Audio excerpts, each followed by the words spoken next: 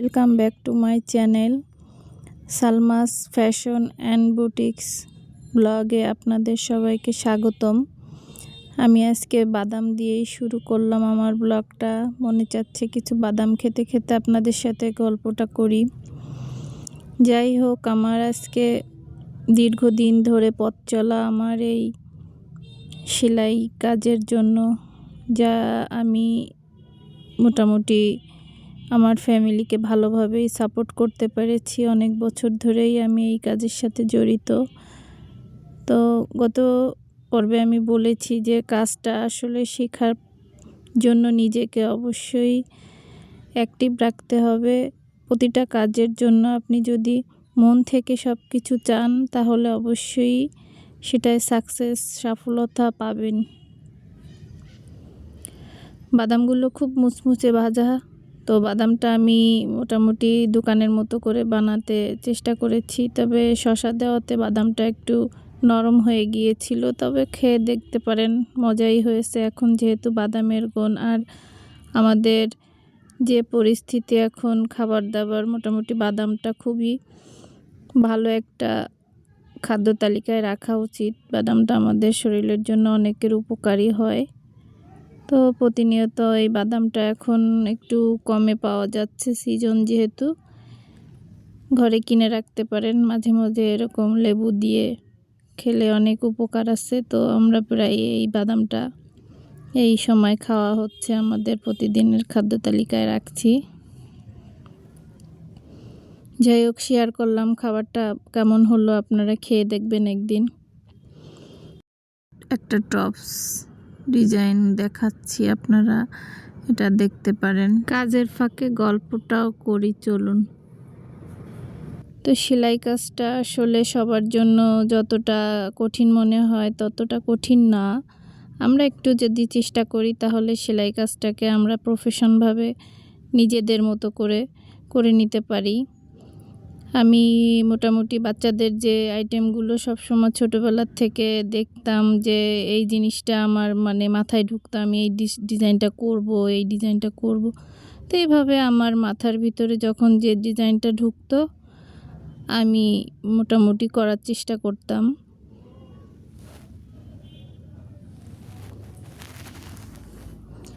তো কাজের আগ্রহ থাকলে আপনি চেষ্টা করবেন, চেষ্টায় বিফল যাবেন না, একদিন সফল হবেন। আমিও চেষ্টায় এখন মোটামুটি কাজের ভিতরেই থাকি।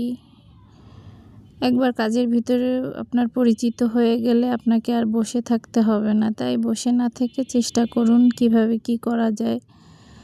তবে মেয়েদের জন্য সবথেকে বেটার অপশন হচ্ছে ঘরে বসে আপনি সংসারের কাজও করতে পারবেন, প্লাস সেলাইটাকেও আপনি আপনার পাশে রাখতে পারবেন। ঘরে বসে আপনি অনেক দিকে চোখ রেখেও সময় সময় আপনি কাজটা শুরু করতে পারেন। তো এভাবে আমাদের মা বোনদের উচিত বসে না থেকে কিছু একটা করে, যদি নিজেদের অন্ততপক্ষে একটা কিছু করা যায় তাহলে অনেক ভালো আমি মনে করি। একটা বোনকে আমার হাজব্যান্ড তাকে নাকি সেইভাবে টাকা পয়সা হাতে দিতে চায় না। তো কি করার, যে তার হাজব্যান্ড মোটামুটি সংসারে সব খরচই তাদেরকে দেয়, কিন্তু বলে যে আমার হাতে কিছুই দেয় না, কিন্তু সব কিছু সে কিনবে। তো আমার তার কাছে চাইতে অনেক সময় খুব খারাপ লাগে, দ্বিধাদ্বন্দ্ব লাগে, কয়বার চাওয়া যায়। একটা মানুষ যদি মন থেকে তার প্রয়োজনটা না বুঝে, তখন সে বললে আমি কি করব, এখন কি করব, এরকম করতে করতে সে বলতেছে যে আমি একটা মেশিন কিনেছি, কিন্তু আমি তো সেলাই কাজটা পারি না।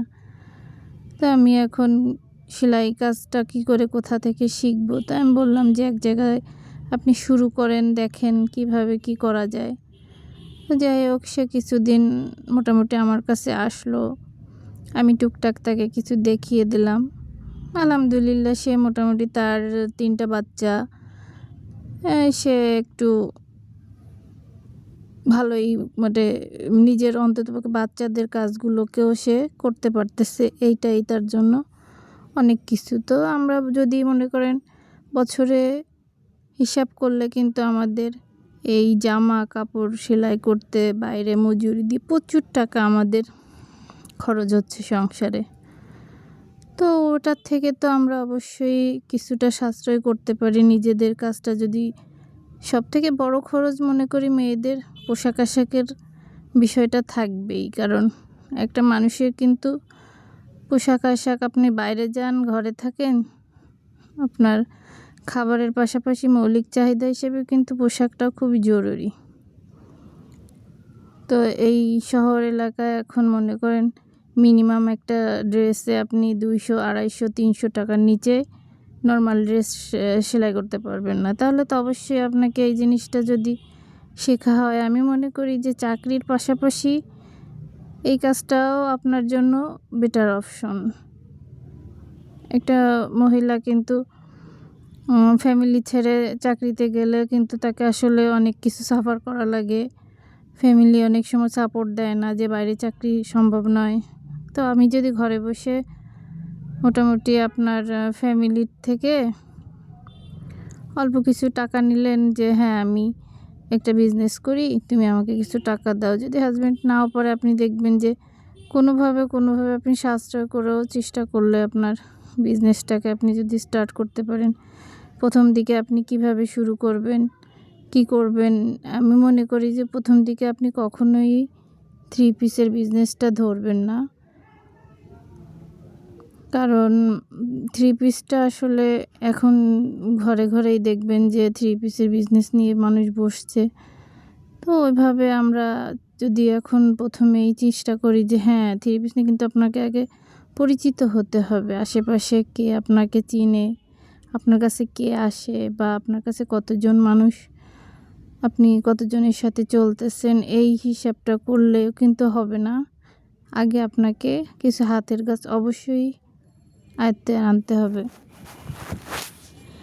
যদি আপনি মনে করেন যে হ্যাঁ আমি হাতের কাজ পারি, আমি আগে প্রথম পরিচিত মহলে কিছু হাতের কাজটা আমি করব, যেমন সেলাইয়ের কিছু টুকটাক বিষয় হোক, এটা আপনি প্রথম শুরু করবেন। তারপরে যখন দেখবেন যে হ্যাঁ আপনার কাছে মোটামুটি পরিচিত অনেকে আসা যাওয়া করতেছে, বেশ ভালো একটা আপনার সম্পর্ক তৈরি হয়েছে, তখন আপনি প্রথম দিকে 5-7 হাজার টাকার কাপড় উঠান। তারপরে আস্তে আস্তে দেখা যাচ্ছে যে সবথেকে বেশি ভালো হয় কিছু গজ কাপড় যদি আপনি ঘরে রাখেন, যেহেতু আপনি সেলাই করেন, সালোয়ারের পিস রাখতে পারেন, বাচ্চাদের কিছু কাপড় চোপড়, 3 পিস, এইসব আইটেম রাখলে আপনার অবশ্যই চলবে।